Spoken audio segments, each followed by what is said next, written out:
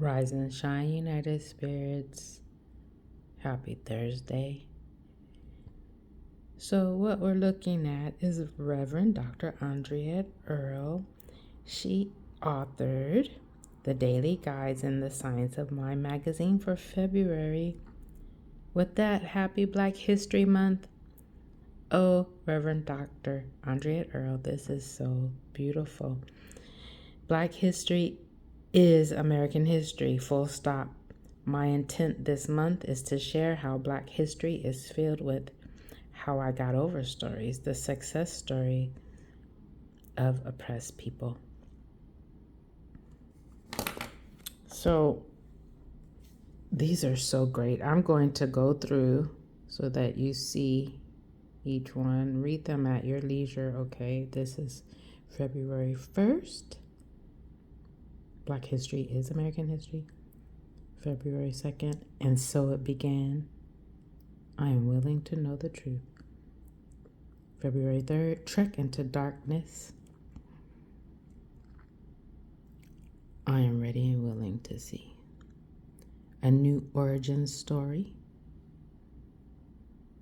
I accept and embrace who I am, and I trust my place and role in the world. 1619, oneness is not sameness. I perceive, honor, and embrace oneness. To the degree we become conscious, I am open to infinite possibilities. 7 years. Whenever I hear anyone arguing for slavery, I feel a strong impulse to see it tried on him personally. U.S. President Abraham Lincoln. No longer in prison, I choose peace and freedom. Happy Thursday, February 8th. Changing the status quo. We all have a responsibility to create a just society. Brian Stevenson. A realization of the presence of God is the most powerful healing agency known to the mind of humans. Ernest Holmes, The Science of Mind, page 145. I often hear folks I wish would have behaved as allies and advocates engage in discourse around not being responsible for slavery, Black codes, Jim Crow, and separate and unequal housing, schools, and policing. It is obvious to me that while so many benefited for generations from these and other inequities, far fewer see themselves stepping forward to acknowledge and take responsibility and accountability for current inequities. When we study our common history, we may not perceive ourselves to be responsible for slavery and systemic oppression.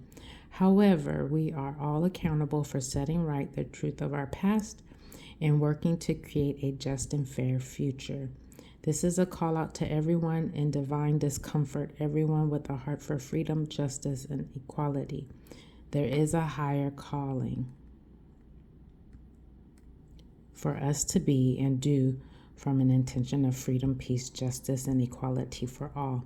This is also about change, about changing how we are and how we deepen our listening and act in alignment with what we say we believe. This call to action is not just to hear each other, but to listen and respond with understanding, acceptance, support, and love. Sometimes change occurs through individual advocacy, through police reform, through protests, boycotts, or lawsuits. Sometimes a photo speaks 1,000 words. Remember the iconic photo of a young man blocking a line of military tanks at Beijing's Tiananmen Square on June 5th, 1989. He and that photo remain powerful symbols of courage and defiance.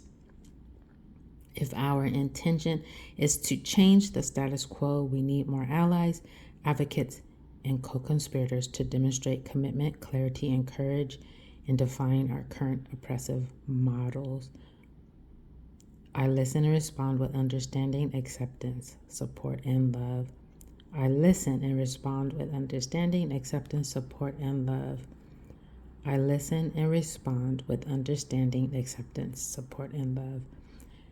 Happy Black History Month. I'm just sharing my daily reading. I love you so much. Have a beautiful day.